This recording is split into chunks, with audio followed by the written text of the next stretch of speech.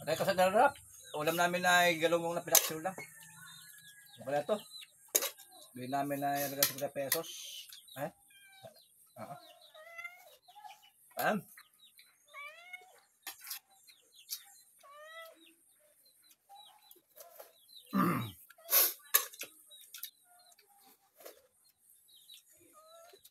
Tabi tayo.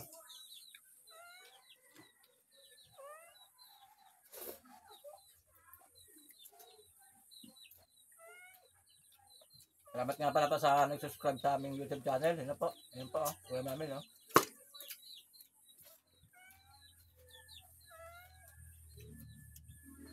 Wala po kayo eh. Hindi po kayo makating sa 15K subscriber po. Kaya po ay may magsawa na palunin ang ating mga video. Nakatulunan po sa amin yung pag-like nyo at pag-subscribe po, ano?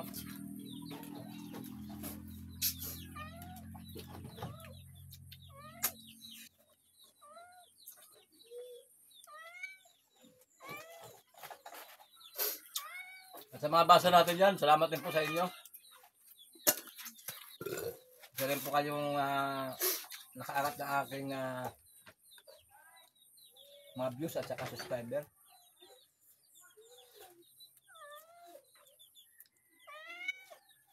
Wala po akong ibas nyo kasi kung ano yung nakita nyo sa amin hindi po kaya-aya sa inyo, wala po akong magagawa, no?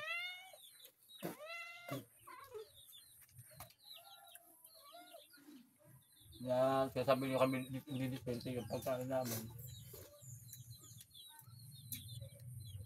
Hindi pa nila ako sa tingin ng tao yun. Kaya nagbabasling kayo, no? Kaya sa mga nakakaunawa ng mga subscriber ko, salamat po sa inyo.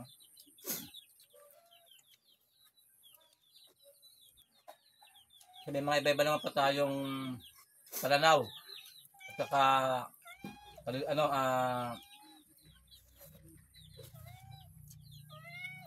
sa sarili. At yung mga napupuna natin sa sarili, kaya naman tayo dun eh. Kaya kanyang ano tayo eh. React, diba? Pero,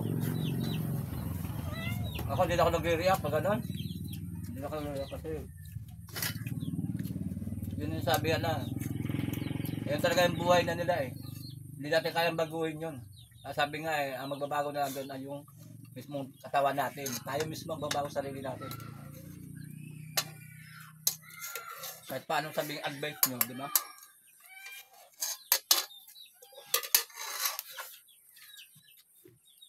Kasi may iba tayong ano eh. May iba tayong status sa buhay eh. Nasanay kayo sa mayaman, na disente. Kami naman, geto. Sa hirap. Kaya geto yung aming asal.